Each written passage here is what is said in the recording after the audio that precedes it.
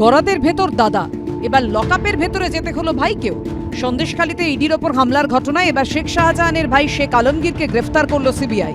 CBI এর নিজাম প্যালেসের অফিসে প্রায় 7 ঘন্টা জিজ্ঞাসাবাদের পর গ্রেফতার হলেন শেখ আলমগীর। শেখ আলমগীরের পাশাপাশি শেখ শাহজাহান ঘনিষ্ঠ আরও দুজনকে এদিন গ্রেফতার করেছে সিবিআই। তারা হলেন সন্দেশখালী 1 নম্বর ব্লক তৃণমূল ছাত্র পরিষদের সভাপতি মাহফুজার মোল্লা এবং সিরাজুল মোল্লা। 5ই জানুয়ারি সন্দেশখালীতে ইডির ওপর হামলার ঘটনায় সিবিআই এর হাতে 6 দিনের মধ্যে এই নিয়ে মোট 6 জন গ্রেফতার হলেন। সিবিআই এর প্রথম তলব এড়িয়েছিলেন শেখ আলমগীর, তারপর তার বাড়িতে গিয়ে ফের হাজিরার নোটিশ সেটে দিয়ে এসেছিলেন কেন্দ্রীয় তদন্তকারীরা। শুক্রবারও জিজ্ঞাসা করা হলে জানিয়েছিলেন পারিবারিক কারণে এই মুহূর্তে সিবিআই অফিসে হাজিরা দেওয়া তার পক্ষে সম্ভব নয়। আমি চিঠি করেছিলাম একটা, আমার ওয়াইফ প্রেগনেন্ট 7 মাসের অন্তঃসত্ত্বা, অলরেডি 2 বার সিজার আছে, আর মানে খুব হাই রিস্কি প্রেগনেন্সি। ওনাদেরকে একটা রিকোয়েস্ট করে দিলাম আমাদের সময় দেওয়া। কিন্তু শনিবার সিবিআই এর দ্বিতীয় নোটিশের প্রেক্ষিতে নিজাম প্যালেসে হাজির হন শেখ আলমগীর। সিবিআই সূত্রে খবর, সকাল 11:30 থেকে শুরু হয় জিজ্ঞাসাবাদ।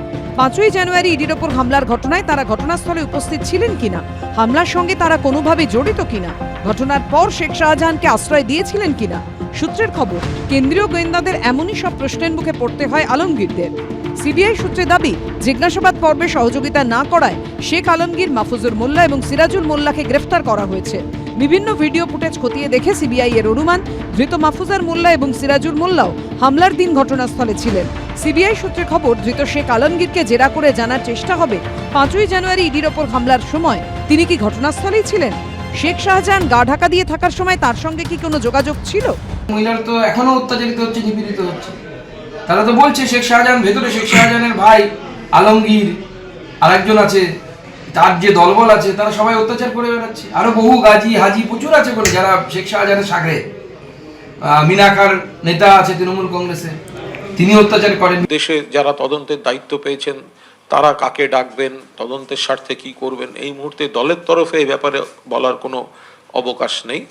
এটা তদন্তের প্রক্রিয়া তদন্তের মতো চলবে। যদি আমরা নির্দিষ্টভাবে দেখতে পাই যখন যেটা একটা রাজনৈতিক কোনো দিকে নিয়ে যাওয়ার চেষ্টা হচ্ছে বা রাজনৈতিক প্রভাবে কিছু ঘটছে, তখন নিশ্চয়ই আমরা আমাদের বক্তব্য, রাজনৈতিক বক্তব্য আমরা রাখবো। ইডির ওপর হামলার ঘটনার তদন্তে শনিবার সন্দেশখালী ও সরবেরিয়ায় যায় সিবিআই এর 3টি টিম। ইডির ওপর হামলার ঘটনায় প্রথমে রাজ্য পুলিশ অন্তত 7 জনকে গ্রেপ্তার করেছিল। তাদের মধ্যে প্রত্যেকেই এখন সিবিআই কাস্টাডিতে রয়েছে। সিবিআইয়ের তদন্তকারীরা আমরা দেখতে পাচ্ছি আজ সন্ধেবেলায় সরবেরিয়ায় বিভিন্ন জায়গায় যাচ্ছেন এবং সিবিআই কাস্টাডিতে থাকা বেঙ্গল পুলিশের অ্যারেস্ট হওয়া যারা তাদের বাড়িতে যাচ্ছেন, তাদের বাড়ির পরিবারের সদস্যদের বয়ান নিচ্ছেন এবং প্রত্যেক ক্ষেত্রেই পরিবারের সদস্যদের বক্তব্য যে যারা গ্রেপ্তার হয়েছেন তারা নিরপরাধ এবং তাদেরকে ভয় দেখিয়ে রাজ্য পুলিশের হাতে তুলে দেওয়া হয়েছে, ফাঁসানো হয়েছে। জিজ্ঞেস করলে যে ছেলে কি করে, কি বৃত্তান্ত, ছেলে মেহবুর মোল্লা। না, একদম যায়নি ও ছেলেটা। ফাঁসানি হয়েছে। ওই তো জিয়াউদ্দিন মোল্লা। শেখ শাহজাহান ঘনিষ্ঠ একাধিক ব্যক্তির ঠিকানায় হানা দেন কেন্দ্রীয় তদন্তকারীরা।